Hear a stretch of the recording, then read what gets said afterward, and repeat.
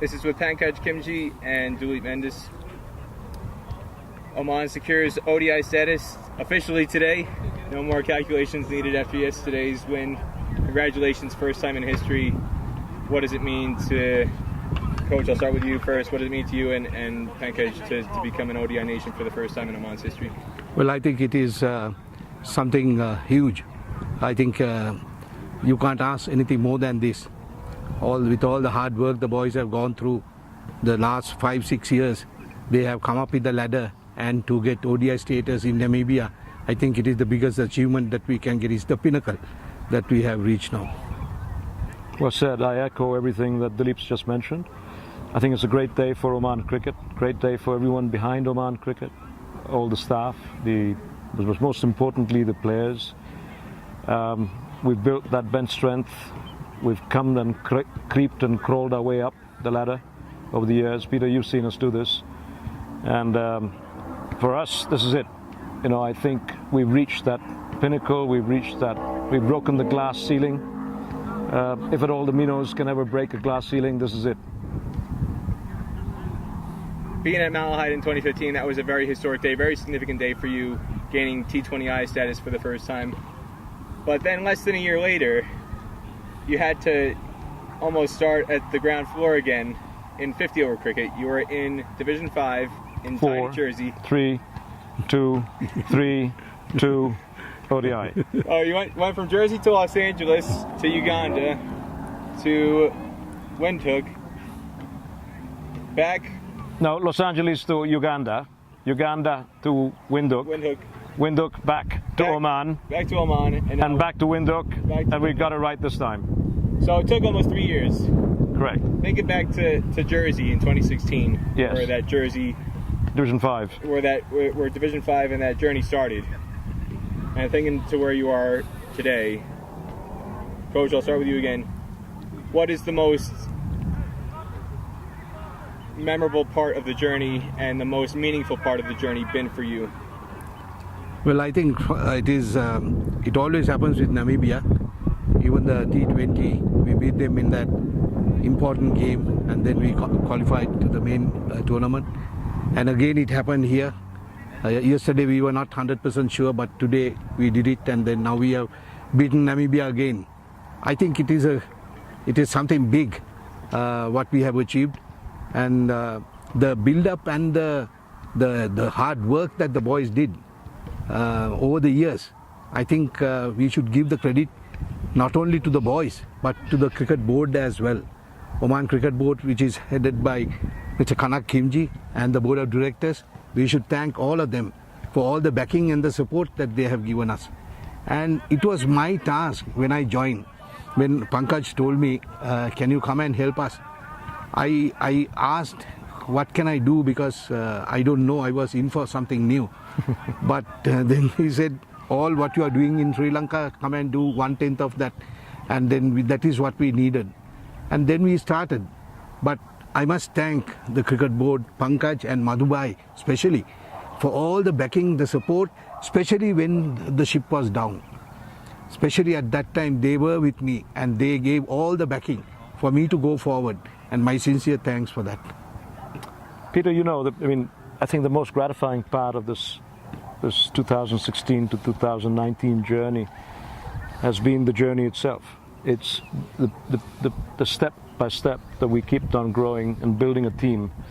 And the building of this family, there have been individuals who've kind of moved on, the new individuals who've come on. We've come in with 3 new-blooded players this time, and they actually made the difference in today's game. The number 5, 6, and 7.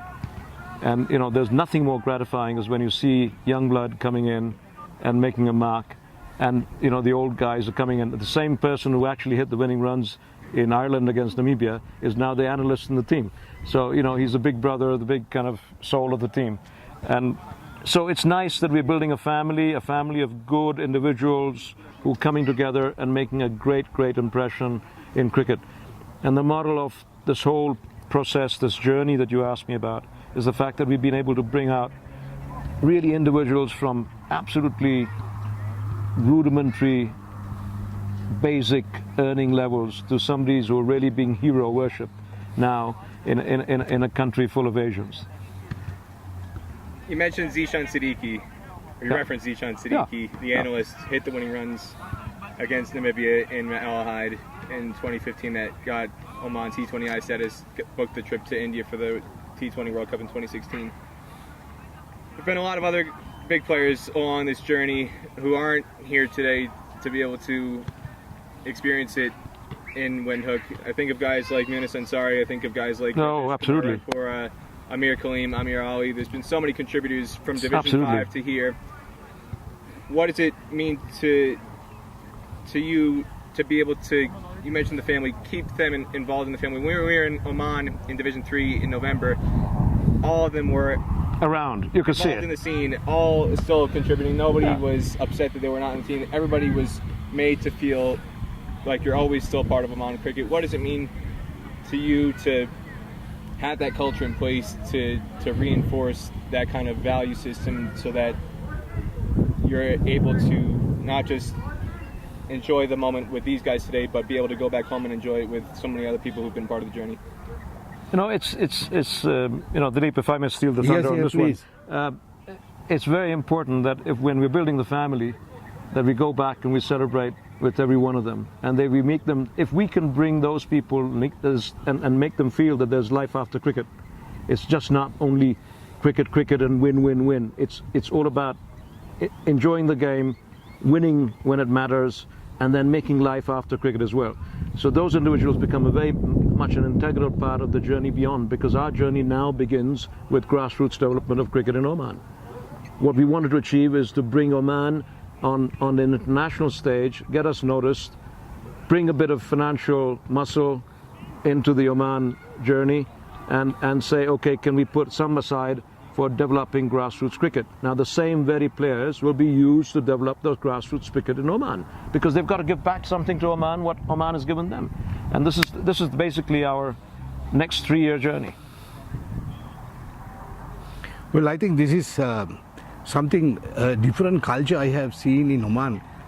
You know, some of these most senior players, you know, when they are dropped from the national team, you know, they will come to me the following day and they will talk to me nicely and they will say, what can I do to come back? And I feel so bad sometimes.